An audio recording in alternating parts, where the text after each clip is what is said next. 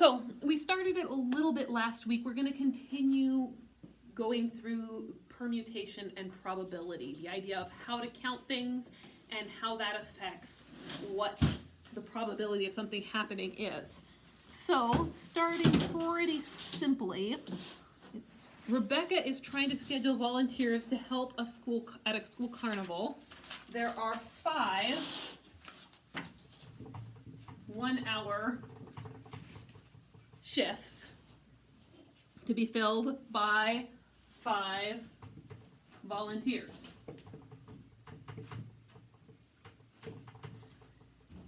So, how many different arrangements can the schedule have?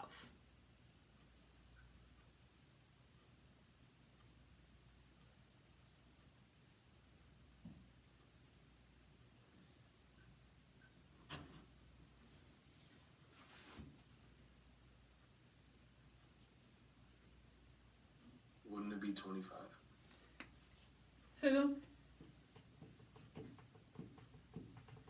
we have 5 slots that need to be filled. How many different people can we put in the first time slot? 5. There's 5 people that are available. But getting to the idea of dependent and independent events. Independent events means it doesn't matter what's happened before. This is all by itself. It has no effect.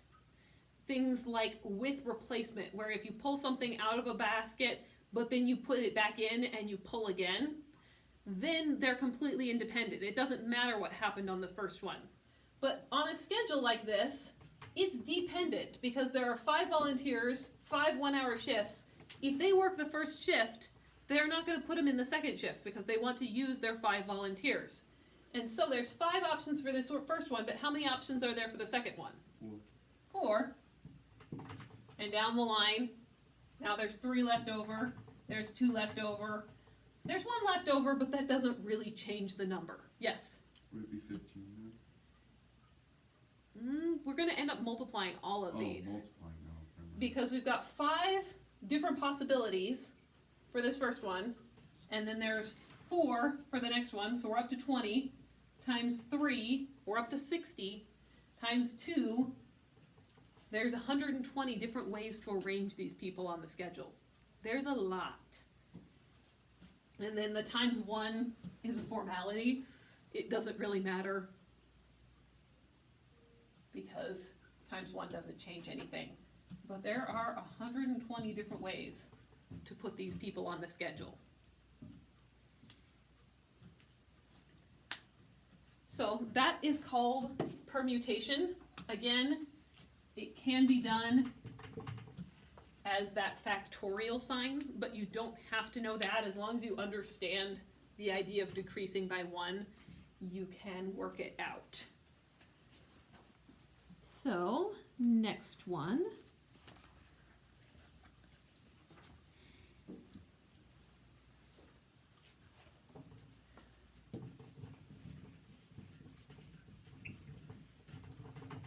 Same type of problem. It asks, how many different positive 3-digit integers can be formed if each of the 3 digits, 3, 4, and 5, must be used in each of the integers?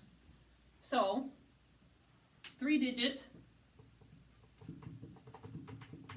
integers, and they're made up of 3, 4, and 5. So, this one is small enough, if you don't remember this method, you could brute force it. The guys working at the carnival, do not try to brute force that. That will kill your time and is not worth it. But on this one, even if you don't know, you're like, okay, so if I start with 3, I could go 4, 5, or 3, 5, 4. If I start with 4, I do 2, 4, 3, 5, or 4, 5, 3. If I start with 5, I could do 5, 4, 3, 5, 3, 4. And those are the only possibilities we have.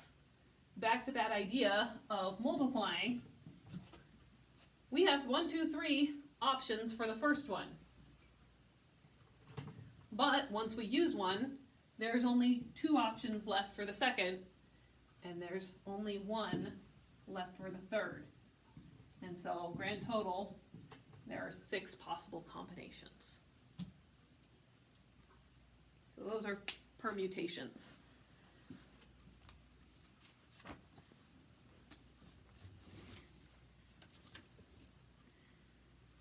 And I'll go back to that one.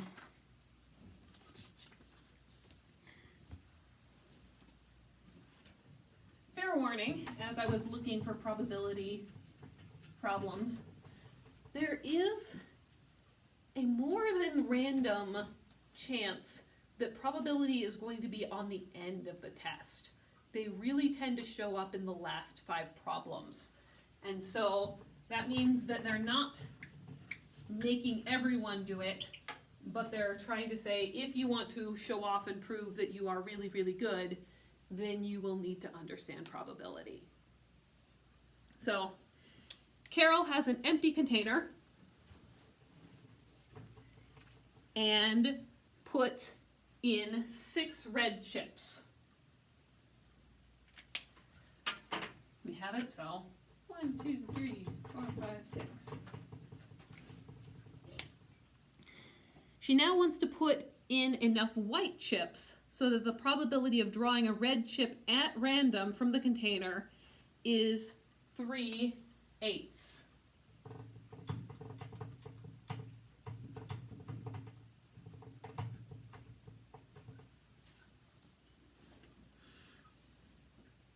How many white chips should she put in?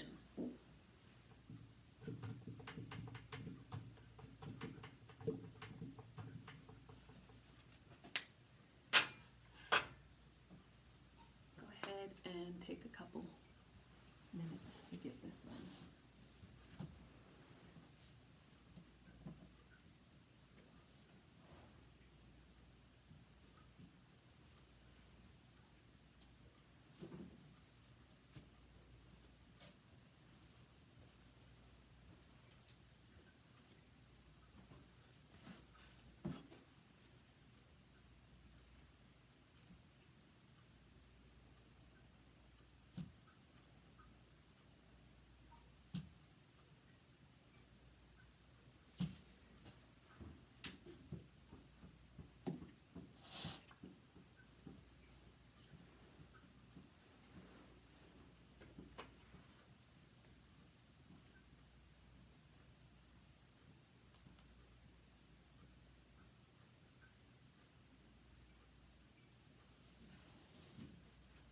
I'm not seeing a lot of scribbling, so are you answered or lost?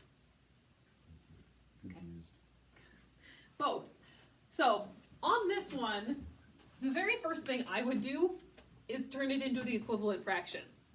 If we have 3/8, this is 6 over doubling that, 16. Alright? So that is the exact same probability, it's just written a different way. The reason I did that is because we have 6 red. A probability is always going to be the number of chances that make it true or happen or work, however you see that, versus the total. The total number of chances, the total number of objects, however you see that. And so this is, there are 6 ways, 1, 2, 3, 4, 5, 6, that make drawing a red work. If the total is 16, how many white pieces or chances or chips do we need in here?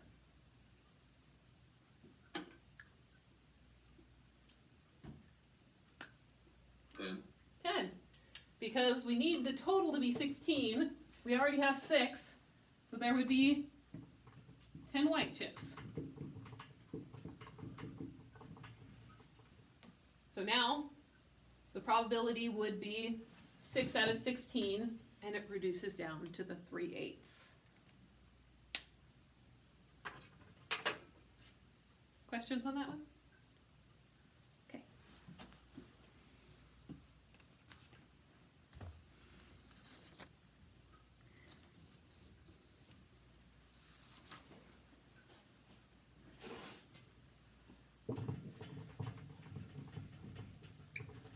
this next one, the probability itself isn't hard. It's a way of asking you to display your number sense. So it says an integer from 10 to 99 inclusive. So we are considering all the numbers 10, 11, 12, 13, 14, counting all the way through from 10 to 99. And it asks us, chosen at random, what is the probability that the number chosen will have 0?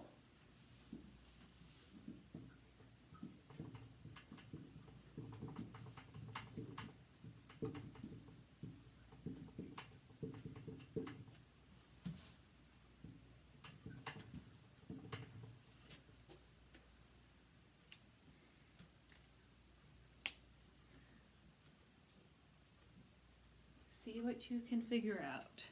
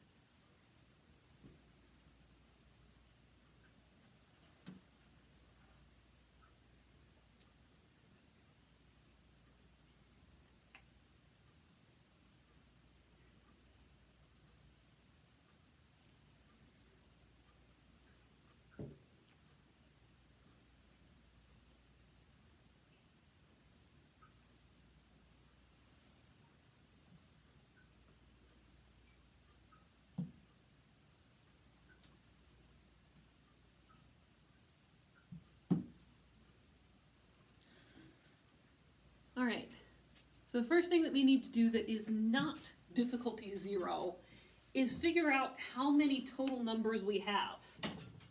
Remember, we are comparing the success of meeting the condition to the total.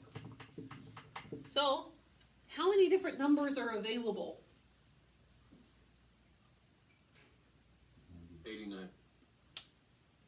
Not quite, because we're starting not at 1, we're starting at 10. And so that is the first place that you can get tripped up. And the next one is, it's like, okay, so it's 99 minus 10? No. What you're going to do is you're going to take 99 and subtract the numbers that came before it. And so what came before this, because it says inclusive, 10 is part of our answer, we need to subtract the 1 through 9, or subtract 9 options. And so our total number of possibilities is 90.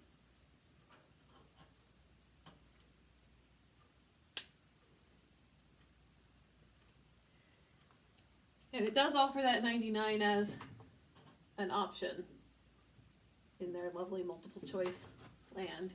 So they know that that's going to be something that trips people up. So now, 0 as at least one digit. Between 10 and 99, is 0 ever going to be that leading digit? No. So we're just talking about the ones that end in 0. Since we are inclusive, we get to start with 10, so 10 works. What are the rest of them? 20, 30, 40, 50, 60, 70, 80, and 90. I get tired of writing the zeros, but we got the idea. We have 1, 2, 3, 4, 5, 6, 7, 8, 9 of them. So our probability is 9 over 90, which equals 1/10. So there's a 1 in 10 chance that you choose a number that ends in 0. So anytime they've got these stretch of numbers, not just with probability problems, but anytime they have this, you're going to start with that number, but then you're going to subtract one less than your bottom number, or one less than your limiting number. So if I have 2,521 to 3,899, horrible interval. But I can tell you how many numbers there's going to be. There's going to be the 3,899 minus one less than that, because it's all the numbers that came before. And so we'll have minus 2,520. And so being able to find that interval without having to stop and rework how do I get what this number is can help a lot. So any number interval, you're always subtracting the stuff that's missing at the beginning, and it's going to be one less than the number that you have as your starting number.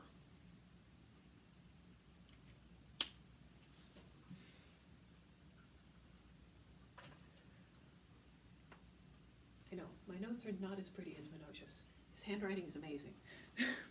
I settle for legible, and I hope you guys can read it. Any other questions about this one?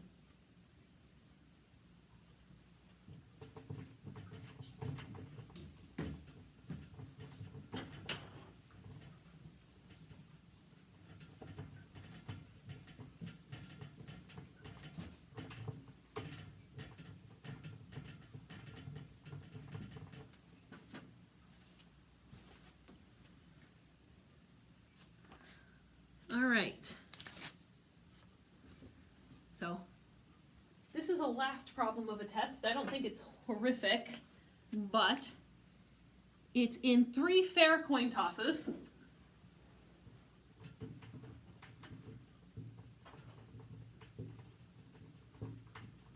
So the coin is not weighted or unbalanced in any way.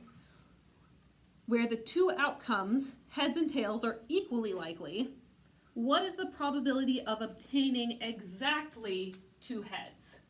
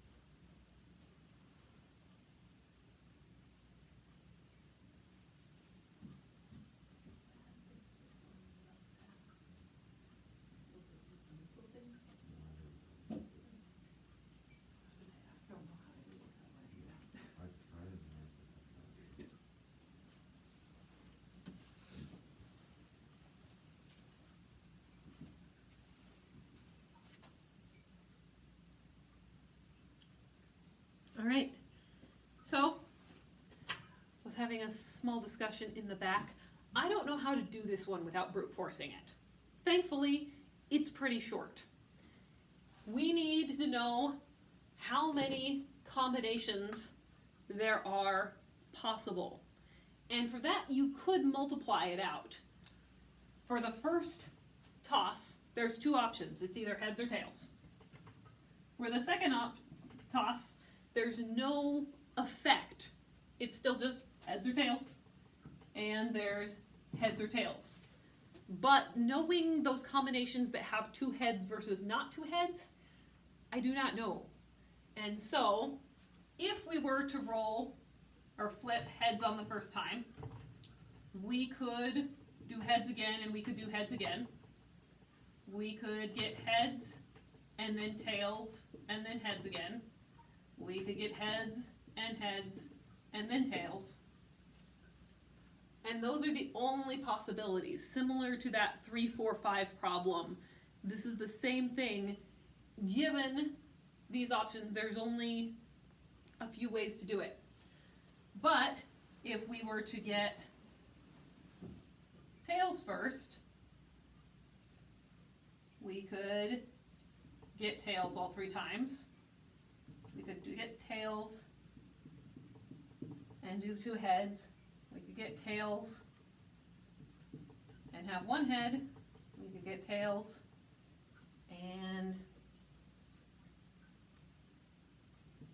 have all tails.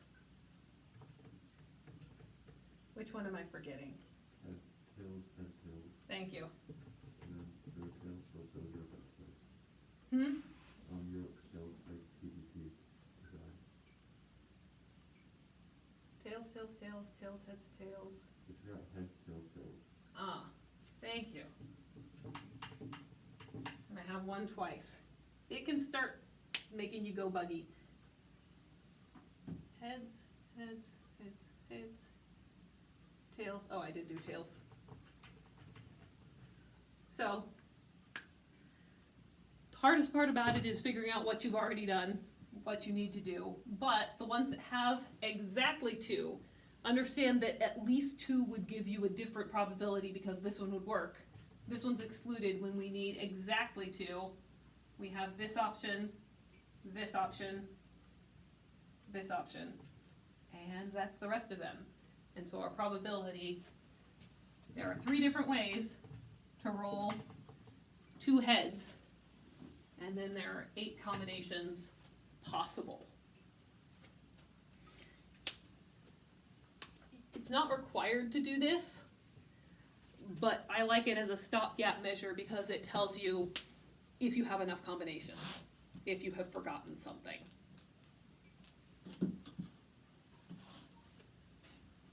So, not calling on anybody, but there was somebody that did 1/2, 1/2, 1/2 because they were thinking, well, there's a 1/2 possibility of getting a heads, and then a 1/2 possibility of getting another heads, and then 1/2 possibility of getting tails, which is true, but that's only the probability of getting that particular combination, heads, heads, tails. There are other combinations that still work, that still are accurate. Another way to do that, if you weren't trying to force all of these, is if you know, well, there's 8 possible combinations, you could come up with just the ones that have 2 heads. You could say, okay, heads, heads, tails, heads, tails, heads, or tails, heads, heads. And so that's another way to approach it. We know that there were 8 combinations. These are the only ways to get 2 heads.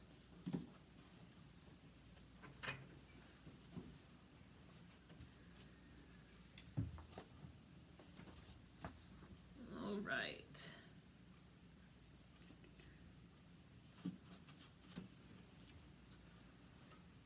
Deviating from probability just a little bit.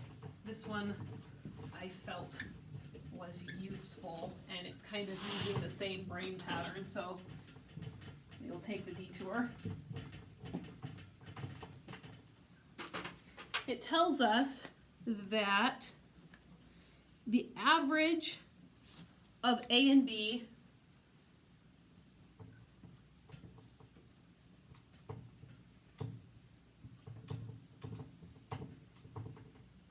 is 6.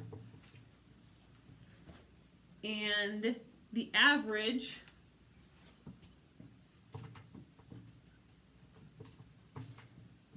of A, B, and C is 11.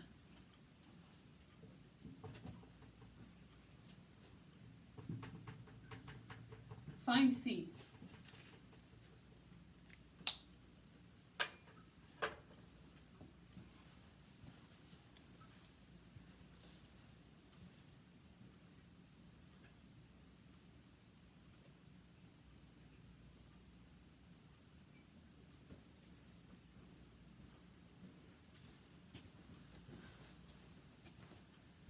I just realized how much my 6 looks like a B, so we will rewrite that.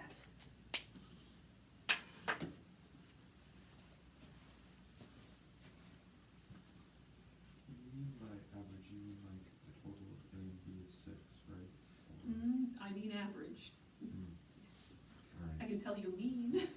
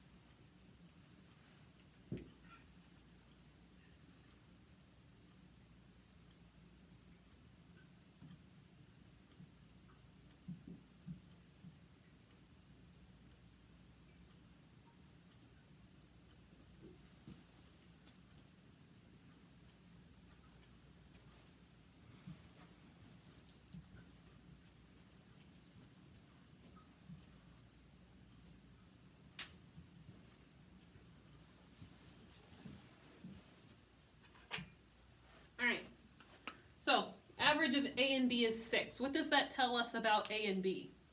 Adds up to 12.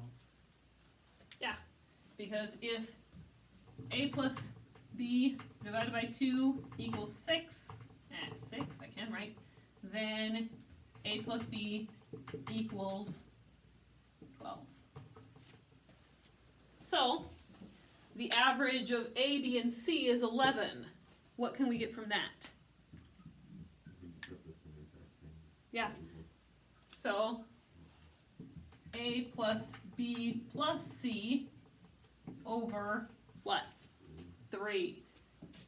Common mistake is to do 2 there as well. You just get in a flow and go too far.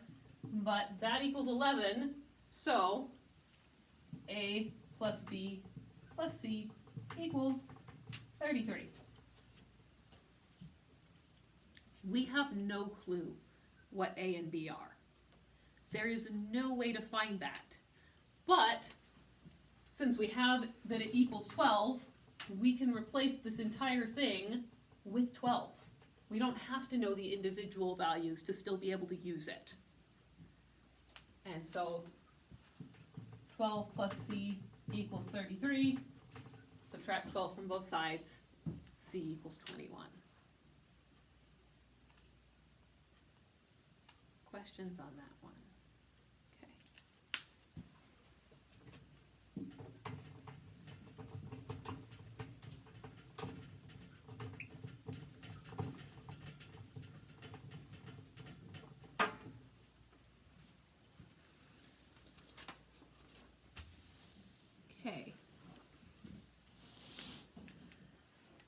have a bag, and it contains only quarters, nickels, and dimes.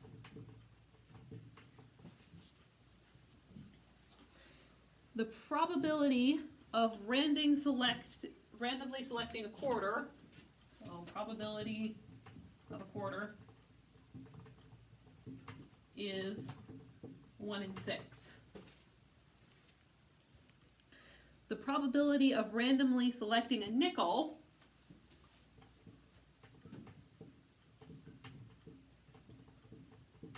is 1 in 4. Which of the following could be could be the total number of coins in the bag? So we have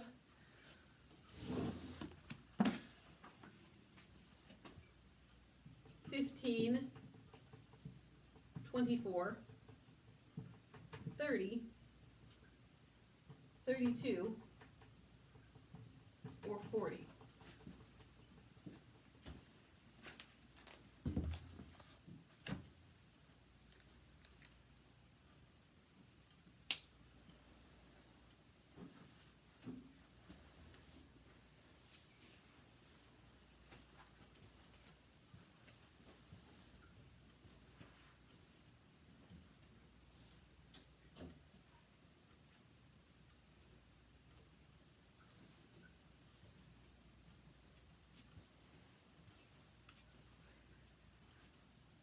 This is a problem that you either know it or you don't. There's not a lot of background information you can figure out. But, well, wandering around the room, I'm seeing promising things. Which of the following could be the number of coins in the bag? Could be 24. The reason for that is, remember, the probability is comparing the number of chances it happens to the total. And number of chances it happens to the total. They need to share the same total. And so this is a least common multiple problem masquerading as a probability problem. Mostly it's about how can we get these into equivalent fractions. If we multiply this one times 4, we get 4 over 24. And if we multiply this by 6, we get 6 over 24, and so there could be a total of 24 coins in the bag.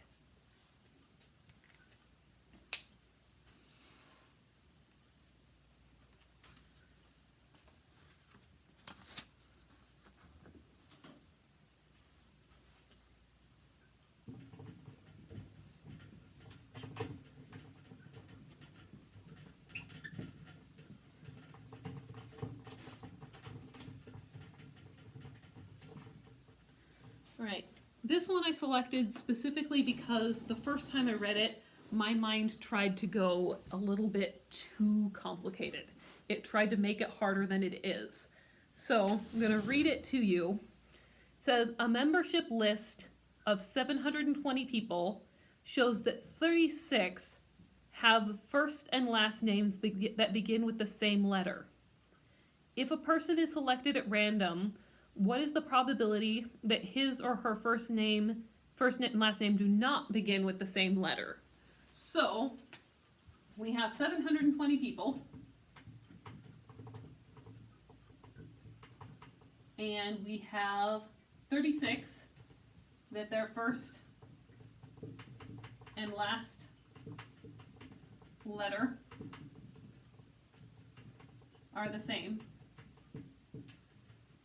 And we're asked for the probability that the first and last letter is not the same.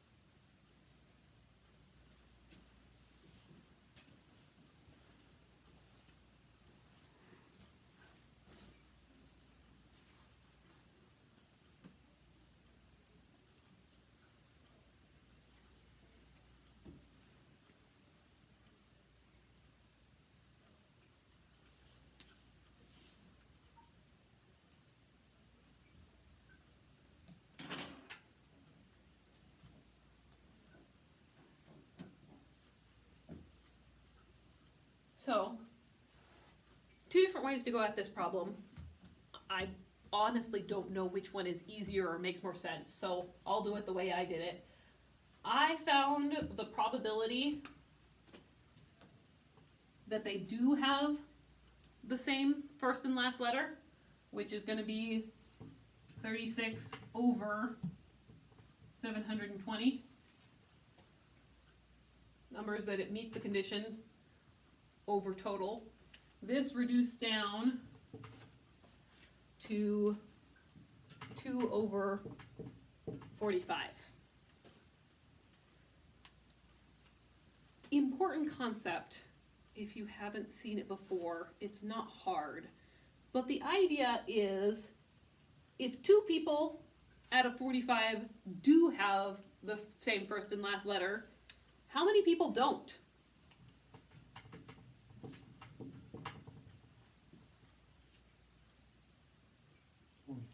Forty-three.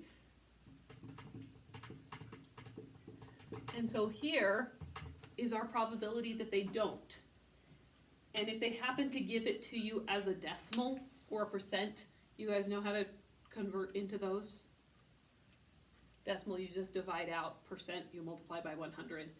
But the important thing is that in probability, if you have two mutually exclusive things that make up the total, the chances that it's red versus the chances that it's not red always have to add up to a total of 1 to make the one whole. Anytime you have a condition that is the exact opposite, first and letter are the same, first and letter not the same, they are going to have to be the mirror image of each other. They have to total the entire amount. And so the chances that it's not that way is just 1 minus the chances that it is. They always have to equal the total chances. All right. We are coming to the end. The first one that I have picked out is not because the concept is difficult. I'm just double checking that you guys have seen the notation before. So it says A and B are independent events. That means whatever A is, it has no effect on whether B happens. They are independent of each other. So, probability of A is the probability that event A occurs, that it happens. And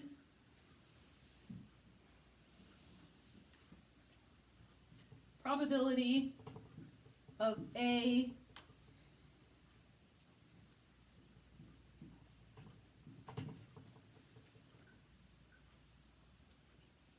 this is A and B, the probability that A and B happen. And they're asking you to pick from the set of equations what is true.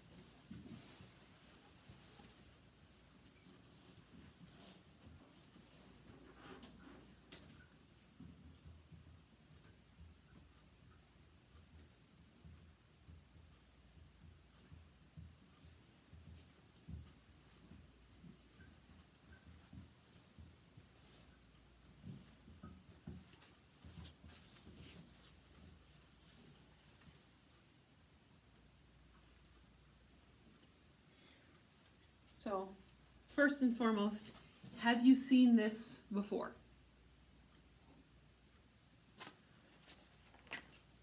This upside down U mountain thing means and. You can think of it as if the stuff is trickling down on top, only the things that are in the very middle that work for both stay on top. This symbol, if they happen to show it to you, means or. As long as it kind of makes it in the bucket, it's going to work. And, very exclusive, or everything works. Which one of these is the probability of A and B happening? Probability A times probability B. Yes. And you might recognize that because you've used it before. It's just a weird notation to write it out. If you have independent events, the probability of them both happening is just the probability of the first times the probability of the second. All right. Last one, and then we are done for the day.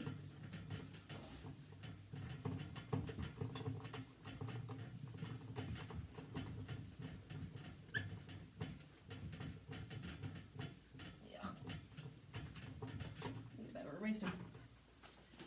So, a set of numbers consists of all the odd integers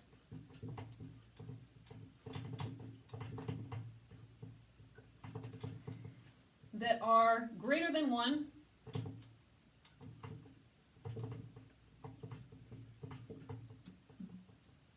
and less than 25. So, what is the probability that a number picked at random from the set will be divisible by 3?